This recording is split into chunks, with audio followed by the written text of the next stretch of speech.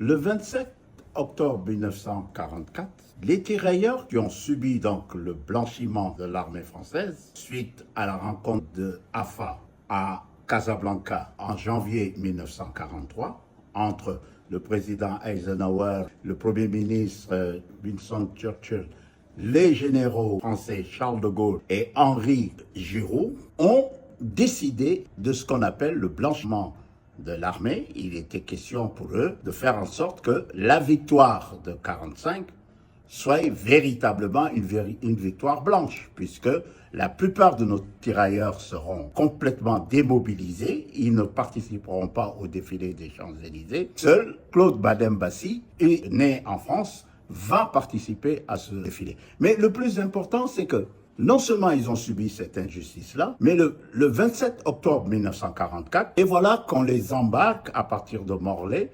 vers ce qu'on appelle Dakar pour faire acter leur démobilisation.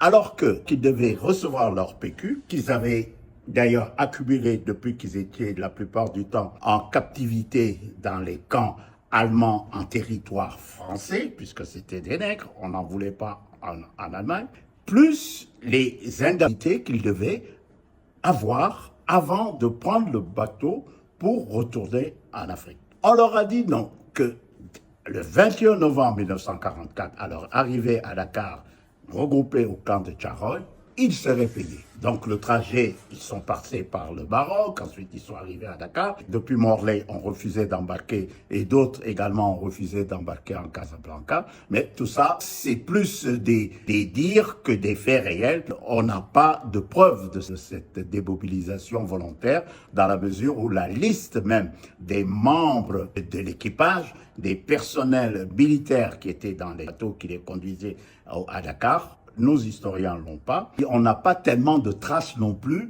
de ceux qui se sont démobilisés à partir de Casablanca. Donc ils arrivent à Tcharoy, ils sont regroupés au camp militaire de Tcharoy à partir du 21 novembre 1944.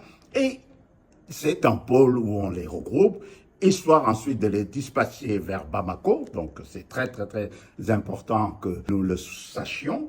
Et à partir de Bamako, maintenant, c'est là qu'ils devaient retourner chacun dans leur contrée. Il faut bien préciser que ce voyage s'est arrêté de façon brutale le 1er décembre 1944 à Tcharoy, puisque le général Marcel Dagnan, et ça c'était fait, a donné ordre au lieutenant-colonel Jean Lebert de mitrailler littéralement nos tirailleurs et en fait un nombre très fort qu'on n'arrive pas jusqu'à présent à quantifier. On parlait de 35, ensuite on est tombé sur 70, maintenant on parle même de plus de 300. Ça encore c'est un travail d'historien et d'archéologue à faire. Et ces tirailleurs qui ont été blessés et qu'on a envoyés à l'hôpital de Dantec non plus, on ne connaît pas le nombre de ceux qui sont décédés là-bas. Également, ceux qui ont pu véritablement échapper à ces tueries ont été condamnés à 10 ans de prison ferme, plus une amende alors qu'on leur devait de l'argent. Et ça, c'est le tribunal le 5 mars 1945, malgré la défense de Maître Lamine Gueye, qui d'ailleurs dès 1944 avait voulu créer une commission d'enquête, c'était leur avocat en mars 1945. Malheureusement, ils vont être condamnés. Alors, c'est un événement douloureux dans la mesure où les autorités sénégalaises ont décidé de commémorer cet événement-là, mais il faut savoir que dès le 22 septembre 1878, la plupart des tirailleurs dits sénégalais, la plupart des tirailleurs sont soit soudanais, voltaïques, ivoiriens, etc. C'était pas majoritairement des Sénégalais. L'événement se passe au Sénégal, mais les morts sont des morts africains. Donc il aurait été peut-être très indiqué que tu es chargé de travailler à la manifestation de la vérité sur cet événement-là soit beaucoup plus africaine. Donc voilà, ça c'est quelque chose d'important que je tenais à dire, dans la mesure que d'ailleurs ici à Bamako, en décembre 2001, le président Alpha Konaré a été un des premiers chefs d'État à célébrer le massacre de Tcharoy.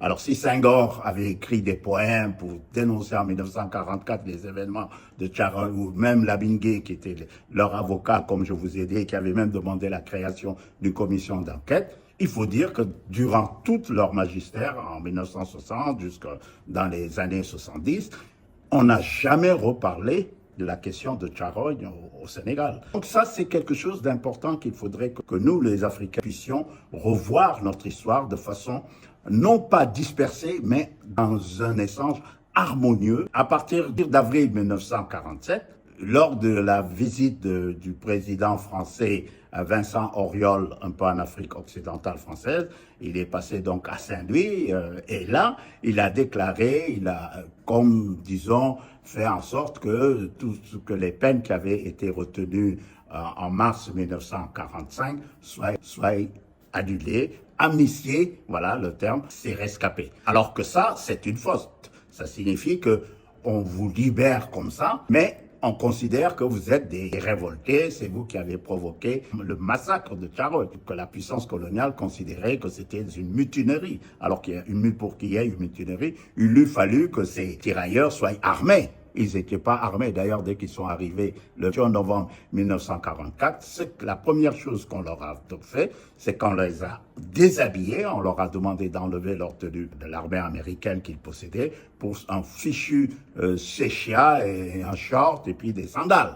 Donc ces gens-là n'avaient pas la possibilité de se défendre. Il est important également de signaler que le commandant Abdoulaye Soumaré, qui était officier d'état-major dans le cabinet de Marius Moutier, sera de la partie lors de la pose de la première pierre sur le fleuve Niger du pont qui portera d'ailleurs le nom de Vincent Auriol avant de devenir le pont des Martyrs toujours en avril 1947. Vincent Auriol a bien voulu véritablement faire sans reconnaître le massacre de Tcharogne. Alors, il y aura une évolution au niveau de la France. En 2014, François Hollande, lors du sommet de la francophonie à Dakar, a parlé d'une sorte de faute ou de quelque chose de ce genre, mais n'a pas prononcé le mot massacre.